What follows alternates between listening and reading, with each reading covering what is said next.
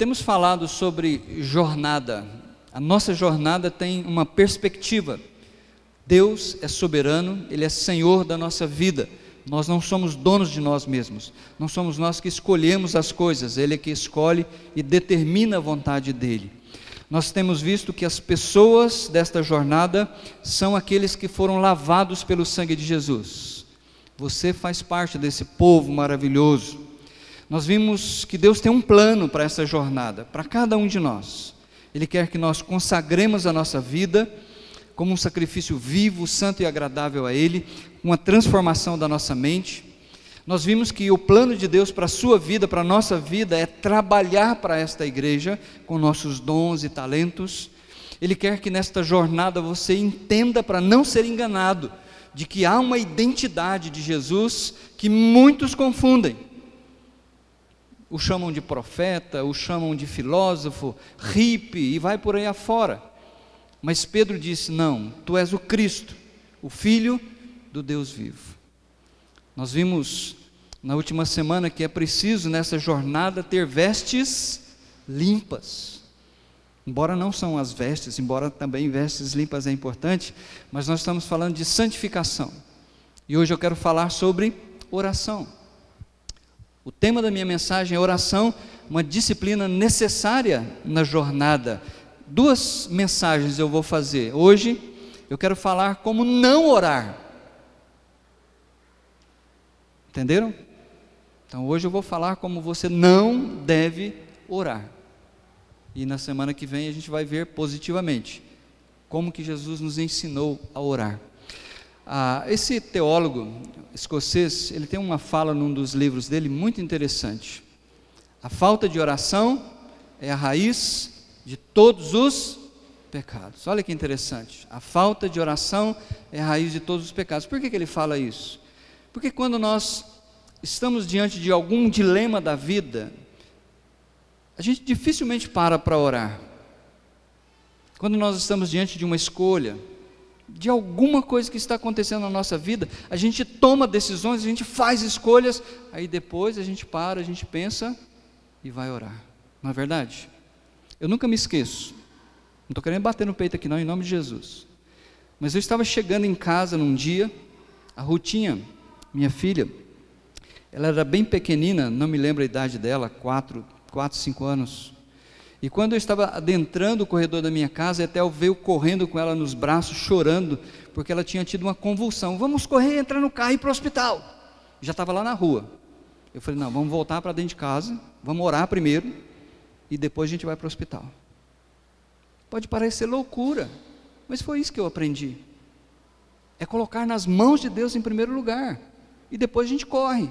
E nós corremos, e graças a Deus, nada aconteceu com ela. Mas é isso que ele está dizendo, é que nós muitas vezes nós corremos, quando deveríamos parar e orar. Esse site diz que, a Bíblia ensina isso, o Senhor Jesus ensina que orar sem cessar é a vontade dEle para nós. Por isso, esse autor diz assim, olha, então, qualquer coisa, além de uma atitude contínua de oração e comunhão com Deus, é pecado. A gente acrescenta muitas coisas no nosso relacionamento de oração com Deus. Qualquer coisa que interrompa a nossa conexão com Deus ou leve à autossuficiência também é errado. Eu gosto dessa charge. Tem 3 filas. Qual fila que está maior? Está escrito aí, olha, a fila para receber bênçãos materiais.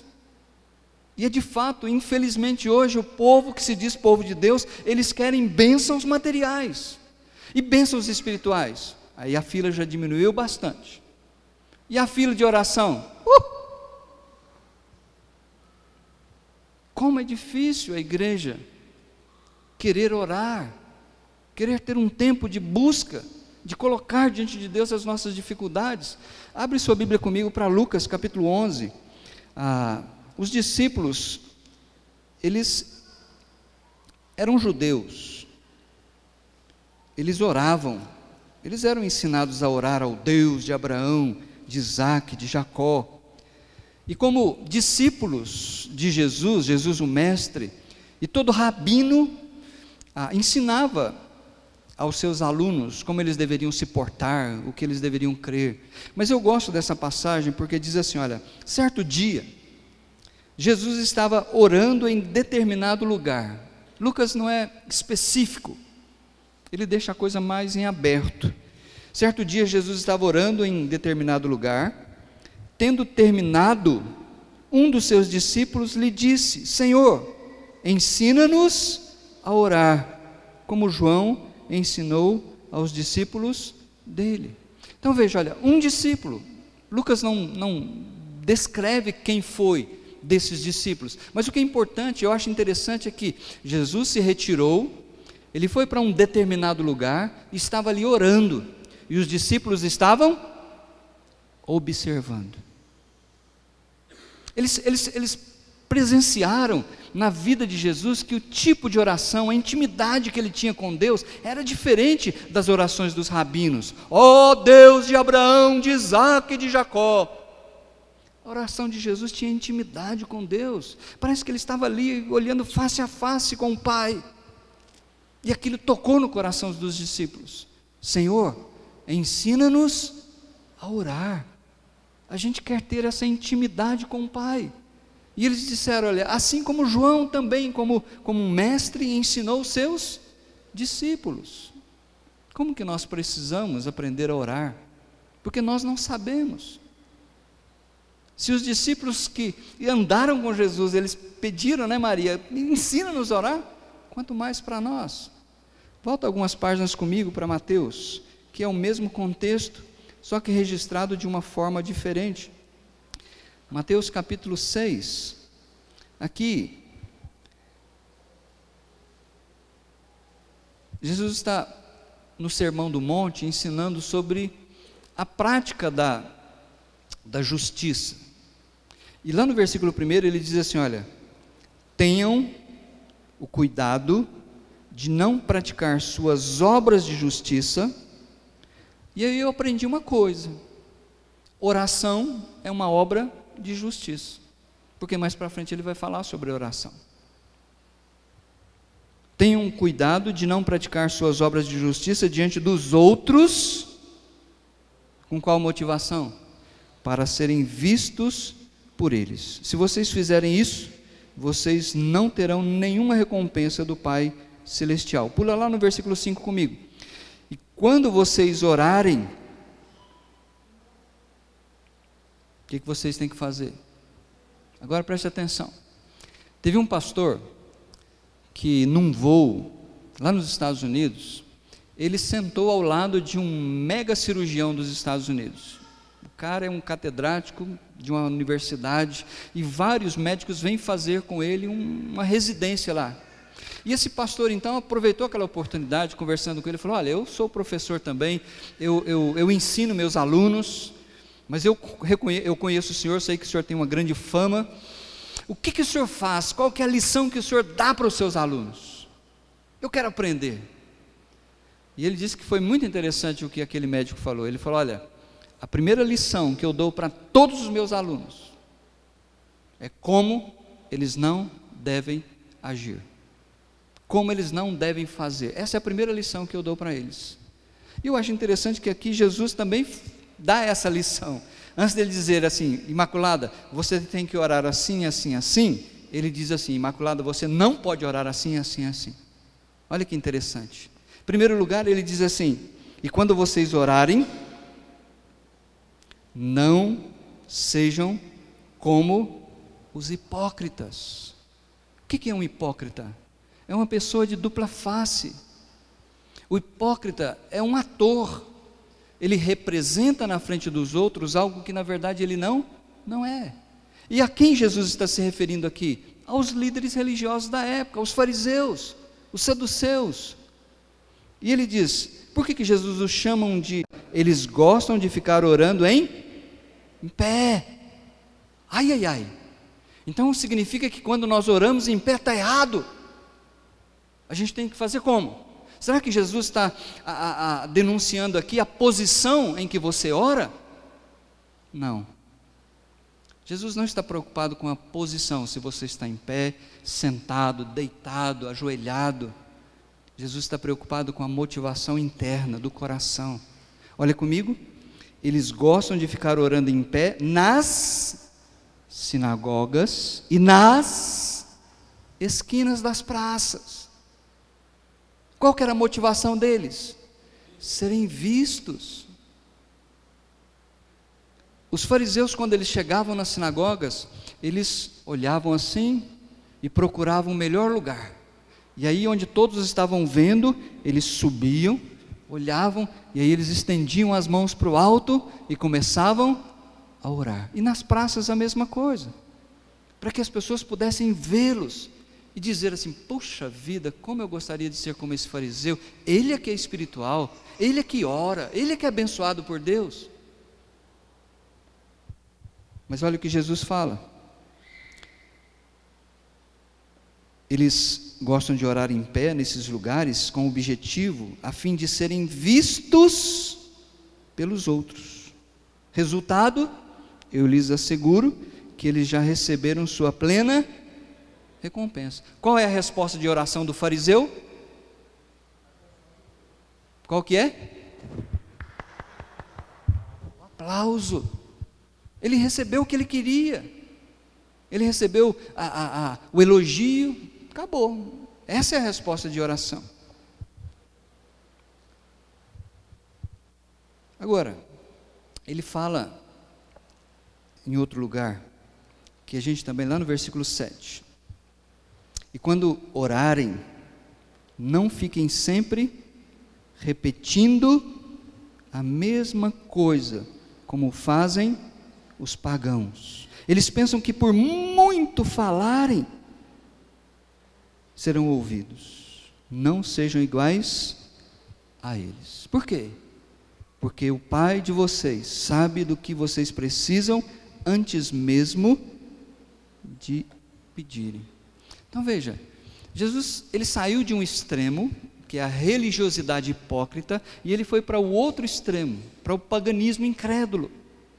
E ele está dizendo: olha, esses dois extremos são errados. Deus não ouve essas orações, essas repetições vãs, essas ladainhas monótonas, que não tem sentido. Então ele está dizendo: olha, não orem dessa maneira, porque isso não é a vontade de Deus. Eu chamo esse tipo de oração do pagão de judeu errante. Por quê? O judeu saiu do Egito, Deus iria levá-los para a terra prometida, mas por causa da desobediência eles ficaram peregrinando no deserto. Eu chamo isso de judeu errante.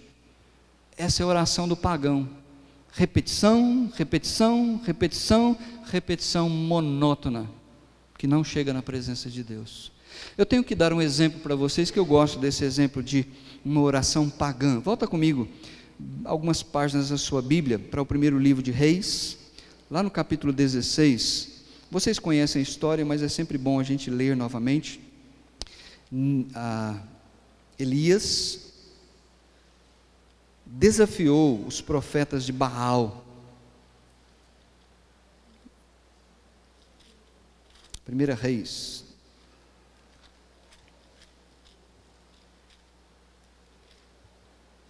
16.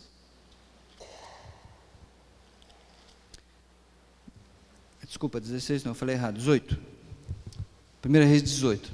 Vocês conhecem a história. Israel havia desviado totalmente do Senhor, Yahvé, o Deus de Abraão, de Isaque e de Jacó. Eles estavam servindo esse Deus falso chamado Baal, e Elias desafiou esses profetas de Baal. Eles separaram 2 bezerros, e Elias disse para esses profetas que eram muitos. O texto aqui fala de 450, mas na verdade eram 850 profetas, e talvez 450 apareceram para esse desafio. E Elias diz: olha, já que vocês são um maior número, vocês preparam o bezerro para oferecerem primeiro. Eu, como sou sozinho, eu vou preparar o bezerro, vou matá-lo e tal. Tinha todo um esquema para preparar o holocausto, e depois de vocês eu o ofereço. Olha comigo a partir do versículo 27. 27 não, vamos ali a partir do 25, 18, 25. Elias disse aos profetas de Baal: escolham um dos novilhos e preparem-no primeiro, visto que vocês são tantos. Clamem pelo nome do seu Deus, mas não acendam fogo. Então pegaram o novilho que lhes foi dado e o prepararam, e clamaram pelo nome de Baal, desde a manhã até, isso é, eles começaram 9 horas, que era a hora que se apresentava os sacrifícios, 9 horas, e diz que eles ficaram repetindo as mesmas coisas, ó Baal, atende-nos Baal, ó Baal, e diz o versículo, e clamaram pelo nome de Baal, desde a manhã até o meio-dia, ó Baal, responde-nos, gritavam, e dançavam em volta do altar que haviam feito, mas não houve nenhuma resposta, ninguém respondeu. Ao meio-dia, Elias começou a zombar deles, gritem mais alto, dizia, já que ele é um Deus, quem sabe está meditando, ou ocupado, ou viajando, talvez esteja dormindo, ou precisa ser despertado. Então passaram a gritar ainda mais alto, e a ferir-se com espadas e lanças, de modo que o costume deles até sangrarem. Passou o meio-dia, e eles continuaram profetizando em transe, até a hora do sacrifício da tarde, 3 horas. Vocês sabem o que é isso? Eles começaram às 9 horas da manhã, ó Baal, ó Baal, ó Baal, e chegaram às 3 horas da tarde, e nada. E agora então, é a vez de Elias. Pula comigo lá para o versículo 36. A hora do sacrifício, isso é 3 horas da tarde, o profeta Elias colocou-se à frente do altar e orou. Observe comigo que a oração do profeta ela é simples, objetiva, mas ela é profunda. É uma oração curta, mas é uma oração profunda. Ó Senhor, Deus de Abraão, de Isaque e de Israel, que hoje fique conhecido que Tu és Deus em Israel e que eu sou o Teu servo, e que fiz todas essas coisas porque o Senhor ordenou. Responde-me, ó Senhor, responde-me para que este povo saiba que Tu, ó Senhor, és Deus, e que fazes o coração deles voltar para Ti. Deus enviou um fogo do céu e lambeu todo o sacrifício. Perceberam o que é uma oração que Deus agrada e uma oração que Deus não se agrada? É isso que ele está dizendo, vocês não devem ficar orando dessa maneira, repetindo, ensinando para Deus, ó Deus, eu estava vindo ali, aí o Senhor sabe, o Senhor viu, né? Deus, olha, eu preciso falar para o Senhor que, olha, o cara caiu lá no... Não precisa disso, Deus conhece todas as coisas. Existem 2 tipos de oração, que eu chamo de uma oração apropriada e uma oração inapropriada. Nós encontramos essas 2 orações lá em Lucas de novo, vamos para lá comigo. Capítulo 18, vocês também conhecem a história, mas olha que interessante, Lucas 18, a partir do versículo 10, em primeiro lugar, Jesus diz que 2 homens subiram ao templo em Jerusalém para orar, e mais uma vez, ele toma emprestado o fariseu. Lembra, o fariseu não é uma pessoa, era uma classe de pessoas, de líderes religiosos em Jerusalém. E diz assim lá no versículo 10, 2 homens subiram ao templo para orar. Por que subiram? Porque o templo está geograficamente num monte, então as pessoas precisam geograficamente subir para adentrar ao templo. 2 homens subiram ao templo para orar, um era fariseu e o outro... Lembra que o publicano, ele era considerado pela nação de Israel um traidor, porque ele trabalhava para o Império Romano, ele era um coletor de impostos, e ele era detestado porque ele roubava mesmo. Ele ia lá no boteco do seu Alcides, o imposto do seu Alcides era 10, ele cobrava 15, botava 5 no bolso. Então os publicanos eram odiados pelos judeus. Versículo 11 diz, olha, preste atenção na oração do fariseu. O fariseu em pé, lembra que Jesus já tinha falado que essa era a postura dele, não condenando o fato dele estar em pé, mas a motivação. O fariseu em pé orava no íntimo: Deus, eu te agradeço, porque não sou como os outros homens, ladrões, corruptos, adúlteros, nem mesmo como este publicano. Jejuo 2 vezes por semana e dou o dízimo de tudo quanto ganho. Então veja, olha a hipocrisia que Jesus está denunciando. Ele está dizendo, olha, eu não sou como.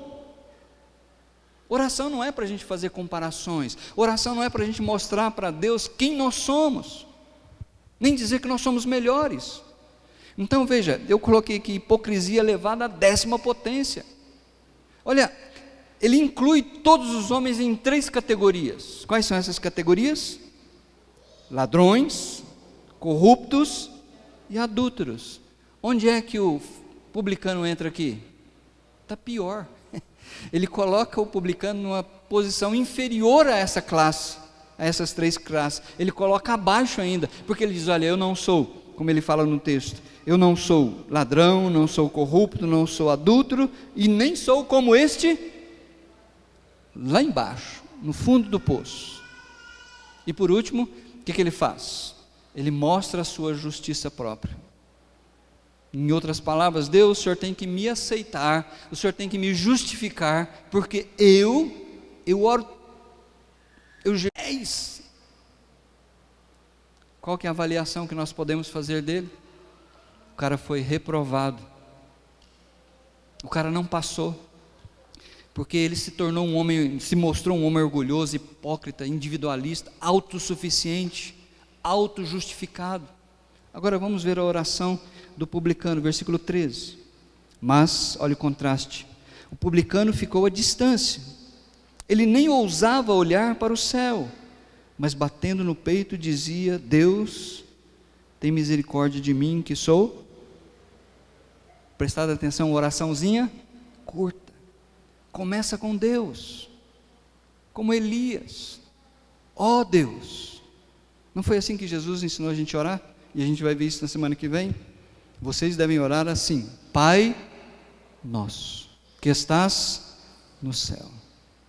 Então ele começa com Deus, ele admite quem ele é, no final da sua oração, e no meio da oração ele recorre à misericórdia de Deus, simples, você não precisa convencer a Deus, Deus seja propício a mim, dependendo de algumas versões, seja misericordioso, olha para mim como o Senhor olha para o sacrifício, quando são colocados lá no altar.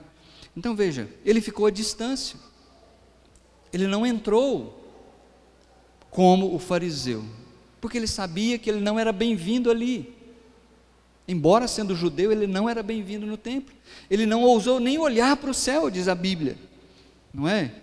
Ele não ousava nem olhar para o céu, mas batia no peito. São expressões de quebrantamento, de arrependimento, de entender que ele não era digno de estar naquele lugar. E a oração dele foi curta, mas a oração dele foi profunda. Qual que é a avaliação que nós podemos fazer dele? Um homem humilhado. Ele não levantou os olhos, reconheceu o seu pecado, admitir a culpa. Isso é extremamente importante nas nossas orações. Não é fazer, quando nós oramos a oração do Pai Nosso, perdoa os nossos pecados como alguém tem perdoado os outros. E eu fico perguntando assim, Deus, eu fico pensando, Deus fala assim, mas qual pecado que você quer ser perdoado? Daquilo que você fez agora mesmo, daquilo que você fez de manhã, da maneira dura que você falou com sua esposa, com seu marido, de qual pecado? Mas nós, entenderam a ideia? Ele admite isso, ele busca misericórdia ao bater no peito, reconhecendo que ele não tem nada para oferecer, e ele sabe que o templo não é o lugar dele, por isso ele ficou num lugarzinho que ninguém o viu. Mas por que ele foi ao templo? Embora ele sabia que ele não era bem quisto ali no templo, ele era rejeitado, mas ele foi lá, porque ele sabia que lá era o lugar em que Deus se manifestava na nação de Israel, e ele sabia que havia um Deus em Israel, que é um Deus misericordioso, que perdoa pecados. A declaração de Jesus é incrível, ele fala assim lá no versículo 14, eu lhes digo, que este homem, referindo-se ao segundo, o publicano, e não o outro, o primeiro, o fariseu, foi para casa justificado diante de Deus.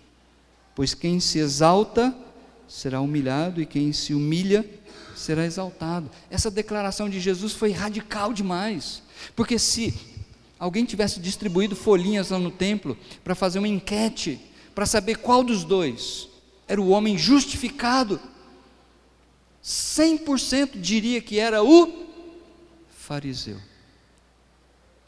Mas Jesus mostrou que as aparências enganam, porque Ele é um Deus que não atenta para a aparência, mas Ele é um Deus que olha para o coração.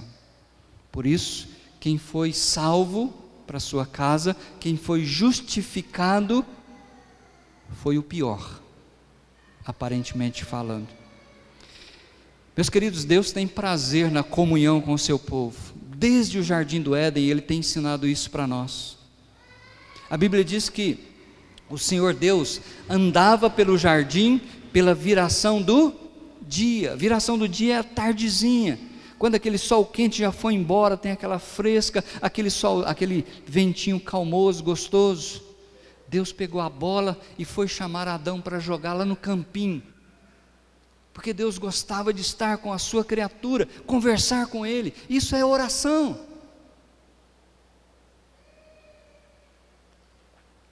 Creia nessa verdade, que quando você para os seus afazeres e invoca esse Deus por meio de Jesus, Deus tem prazer em ouvir você.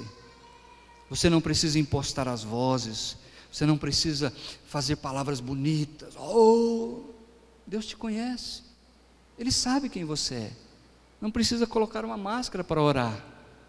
Pode falar com suas palavras, pode conversar com Ele, pode elogiá-lo, pode falar das suas necessidades.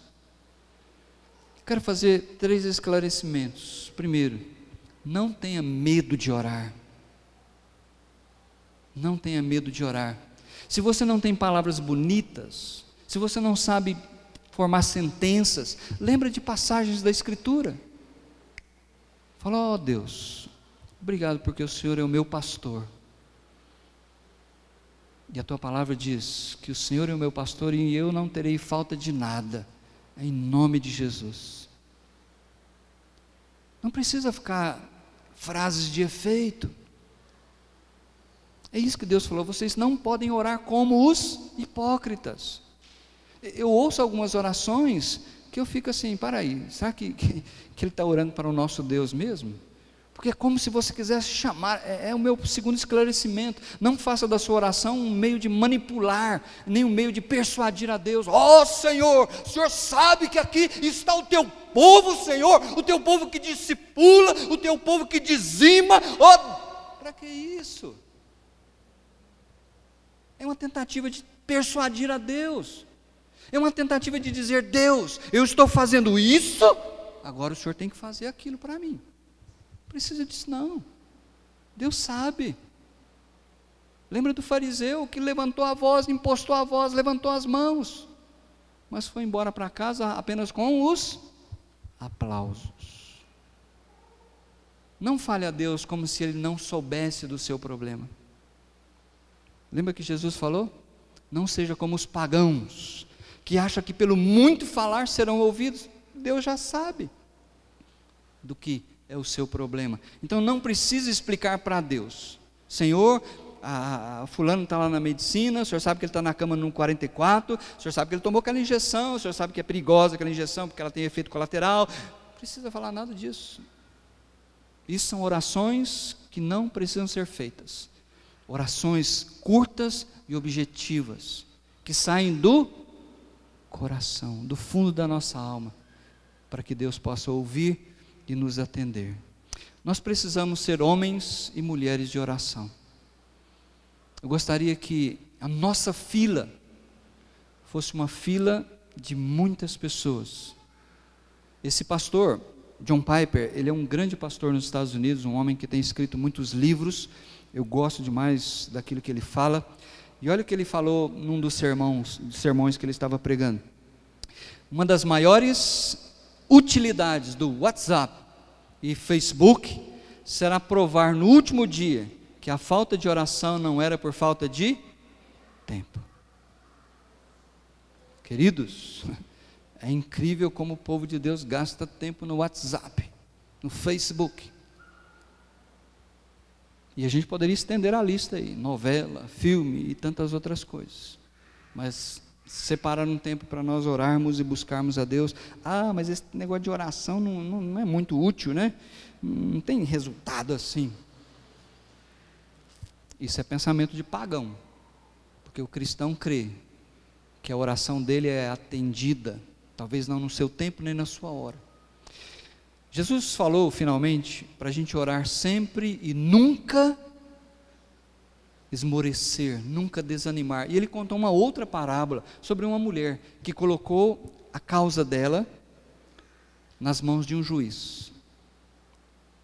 E todo dia ela ia lá na porta do fórum, batia e clamava e perturbava o camarada.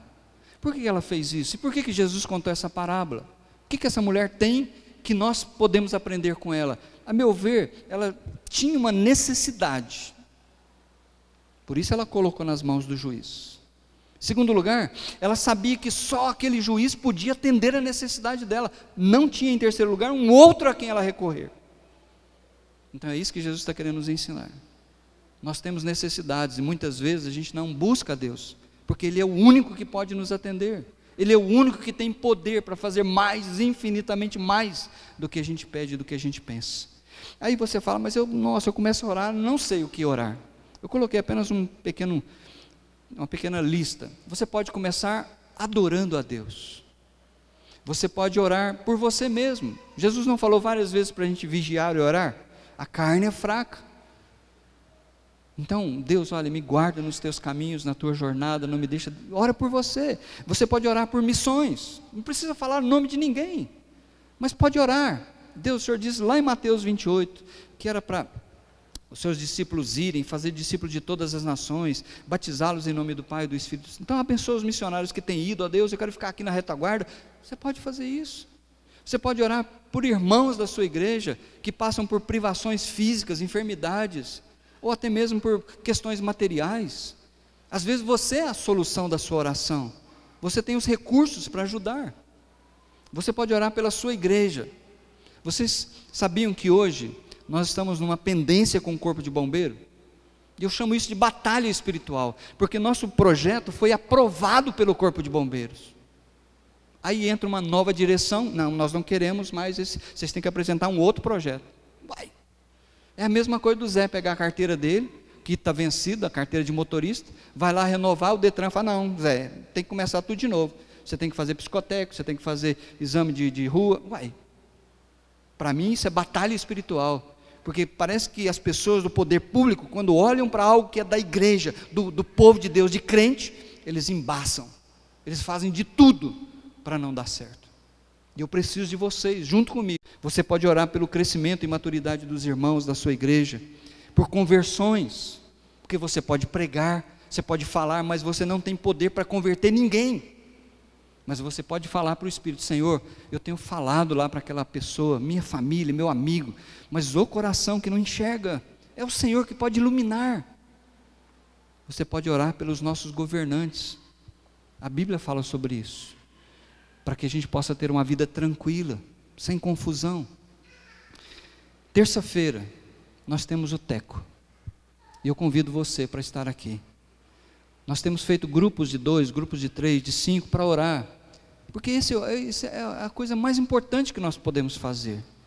Alguém, às vezes, fala assim, eu não posso te ajudar, mas o que eu posso fazer é orar, como se fosse uma coisa assim, tão banal, mas a coisa mais importante que eu posso fazer por você, meu irmão, é orar por você, e eu me comprometo a orar por você, amém? Nós podemos fazer isso. Então hoje, Jesus quis mostrar para você como você não deve orar. Você não deve ser como os hipócritas, e você não deve ser como os pagãos. Que a sua oração seja curta, profunda, que saia do fundo do seu coração. O Papai do céu vai ouvir em secreto, e a Bíblia diz que aquele Deus, Pai, que nos vê em secreto, vai nos abençoar. Amém?